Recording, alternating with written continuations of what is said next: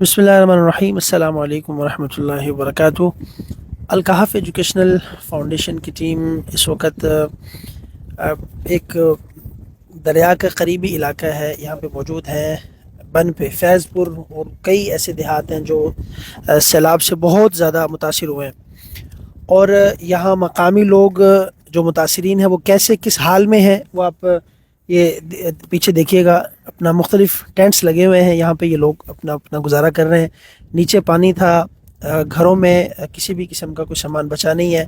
اب شدید بارش کا موسم ہے، ابھی کچھ دیر بارش رکی ہے، مسلسل بارش چل رہی ہے 2-3 دن سے، تو اوپر بارش ہے اور نیچے اپنا ان لوگوں کا کوئی رہن سہن کا کوئی نظم نہیں ہے۔ سیلاب کی وجہ سے بہت زیادہ اپنا تباہ کاری ہوئی ہے۔